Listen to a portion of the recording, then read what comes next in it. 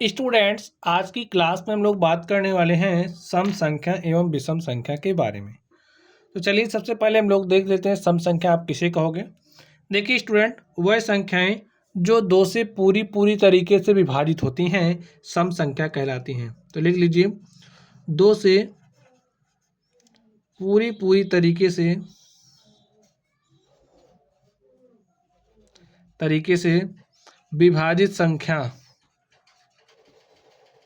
क्या कहलाएगी? सम संख्या। ठीक है, अब एग्जाम्पल के रूप में चलिए हम लोग देखते हैं। जैसे अगर हम बात करें संख्या दो की, तो दो हमारी क्या है? एक सम संख्या है। इसी तरीके से 4, 6, 8, 10, 12, 14 ऐसे ये जो संख्याएं हैं ये हमारी क्या है? दो से विभाज्य है। चलिए अब आप देखिए, जैसे अगर हम दो की बात करें, दो को जब आप दो से काटोगे तो पूरी पूरी तरीके से कट जा रहा है। तो दो क्या है? एक सम संख्या है।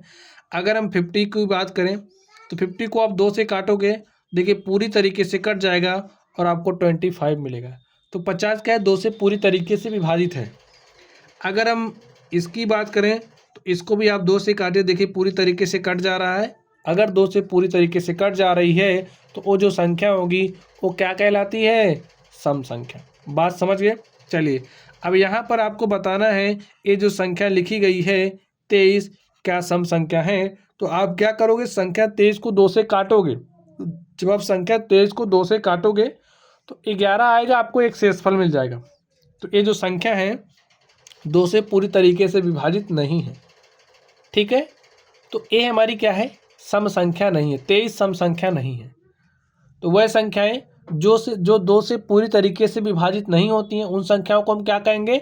विषम संख्या। लिखिए, दो से पूरी तरह से विभाजित ना होने वाली संख्या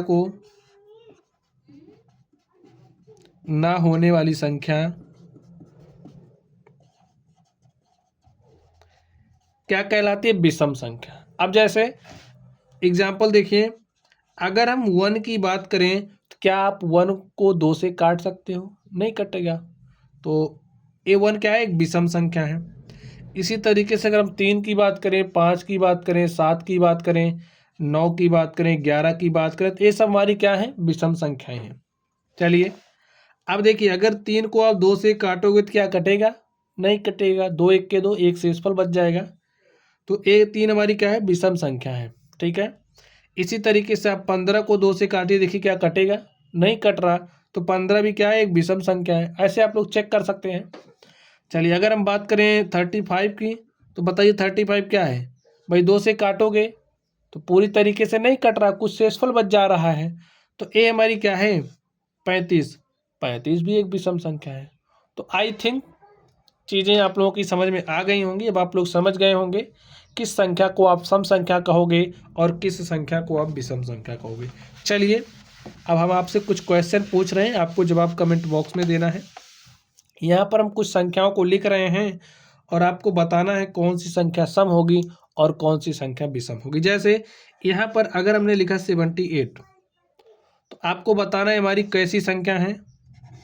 इसको बताइए हमारी कैसी संख्या है। इसको बताइए हमारी कैसी संख्या है। इसको बताइए ये हमारी कैसी संख्या है। आप बताते चलिए ये हमारी कैसी संख्या है, बताइए स्टूडेंट। अब देखिए, हमने कहा कि जो संख्या दो से विभाज्य होगी वो सम संख्या होगी। तो 78 को दो से काटोगे, दो कट जाएगा पूरी तरीके से। तो 78 क्या है? सम संख्या है।